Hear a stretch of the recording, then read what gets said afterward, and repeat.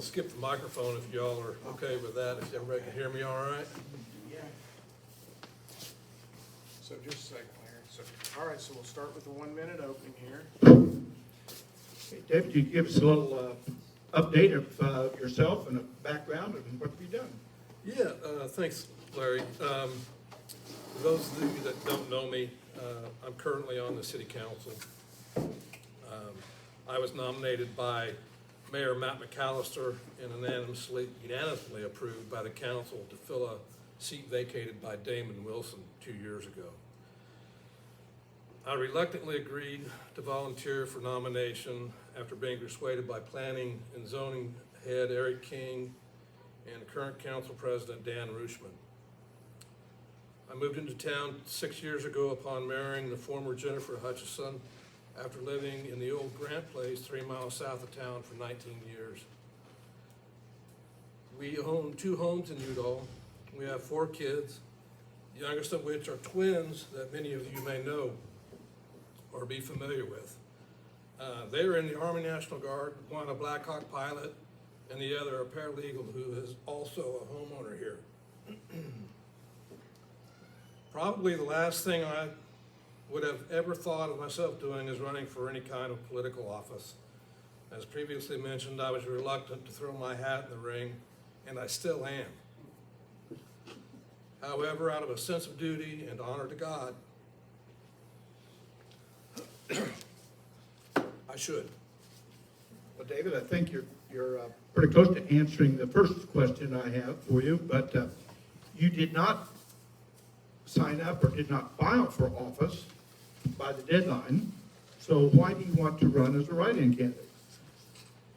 I decided to run based on the knowledge of religious apathy of my opponent, our opponent, who did file to run. I reintroduced the offering of an invocation by local clergy to start council meetings, and shortly after coming on board, or at the time of coming on board, and since the threat to that tradition should my opponent be chosen. So that's that realization is what kind of drove me to go ahead and run after deciding that I didn't want to be elected. Well, David, what do you think are the issues here in Udall? Let's start with your biggest issue with the city of Udall. From my time on the council, my experience is our biggest issue is staying within our budget. We've had a number of challenges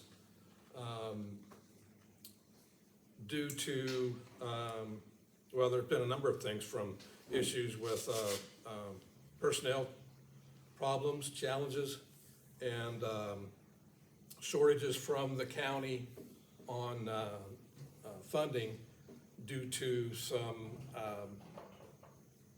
property taxes not being paid, et cetera. So the good news is that we have been able to deal with a lot of those problems because we've got some outstanding employees, staff, and they've really helped us through some tough times. You know, one of the things that's a drawback, if you would, Kate, for some of our small towns is housing. And 70 years ago, you had a tornado here in Udall, and some of the houses that you're setting that have their date are still 70 years old. So what do you think would you change about our housing supply and why? Well, so that's kind of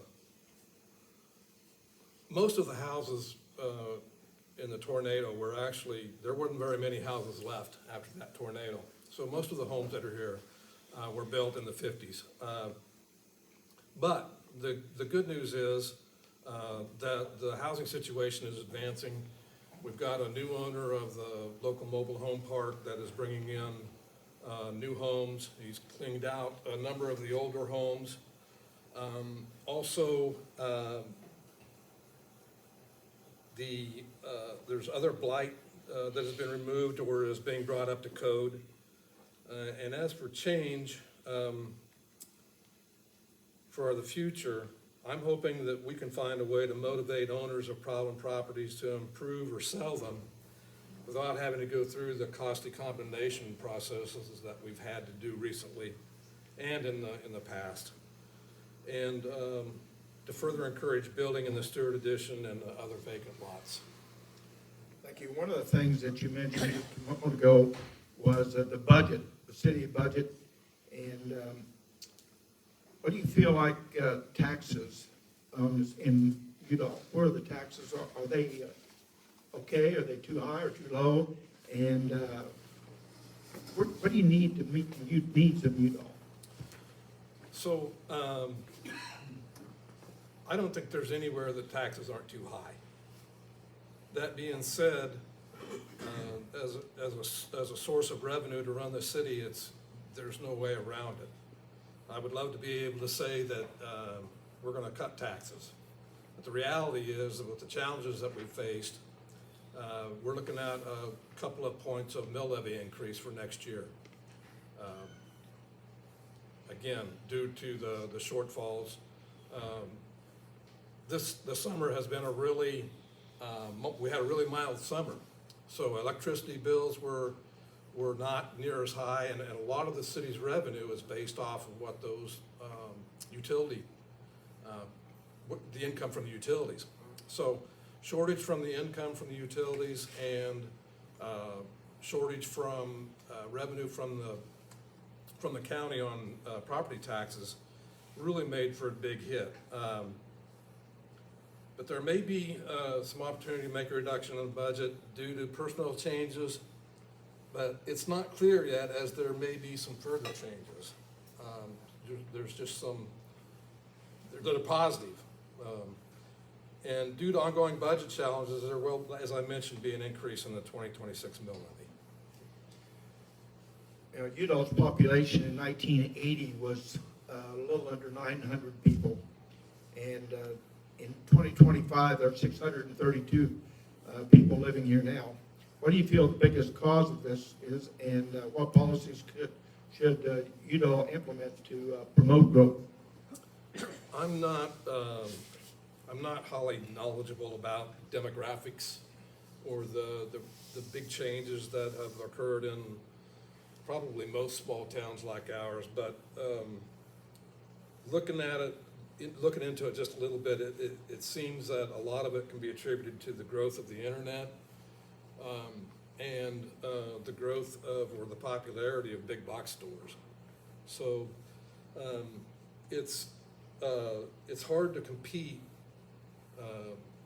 as basically a bedroom community with places like Derby that have the big box stores. Young people don't find living here attractive.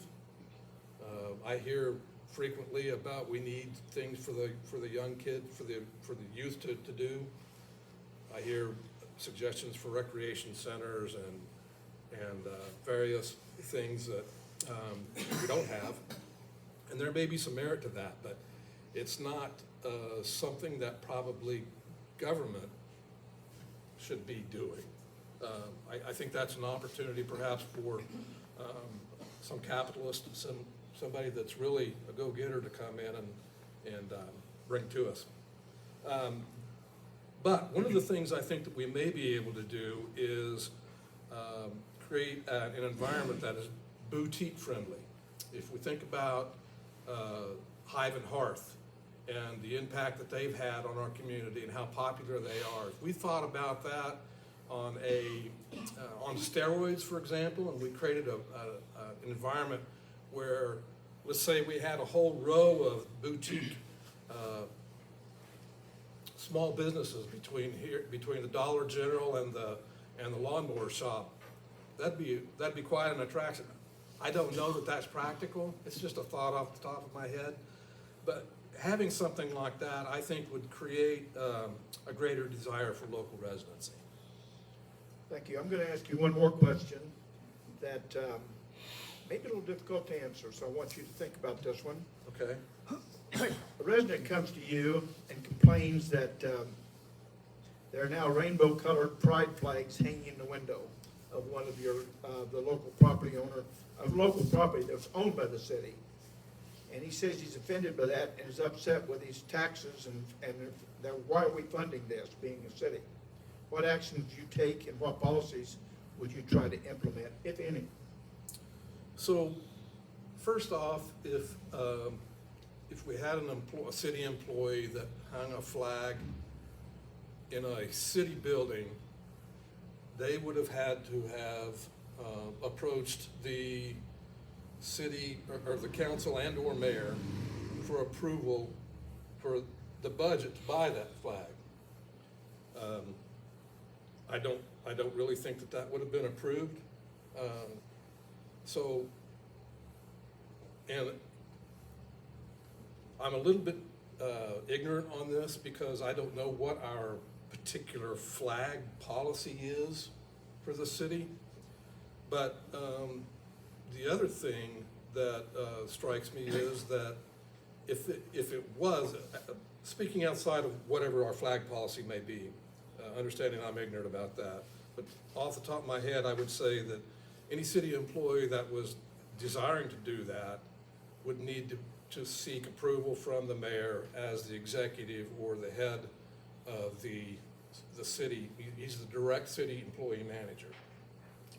So as far as policy changes goes, I'm not,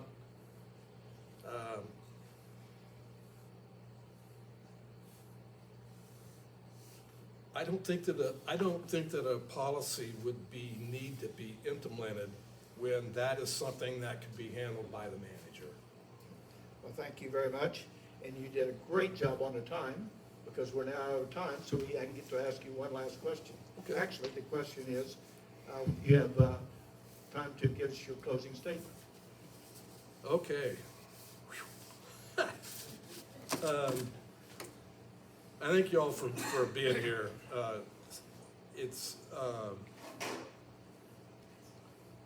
This isn't one of my favorite things to do, but I appreciate you all being here to give me a shot. I also want to thank the Cali County Republican Party for putting this together. Senator Alley, Representative Roth, thank you. Fellow candidates, thank you for being here as well. And most importantly, our Lord and Savior, God, Christ. It has been an honor to serve this community for the past 2 years. I'd like to say it has been a pleasure as well, but I can't. I'm not big on turmoil or drama, but it comes with the territory sometimes. So it's not out of a desire for approval or pleasure that I seek to serve. It's out of a sense of duty. That and the folks I have served with are a pretty okay bunch, and I wouldn't mind hanging out with them some more. Besides that, all the councilmen and the mayor have endorsed my candidacy. All of them. Well, thank you very much for being here tonight. Thank you very much.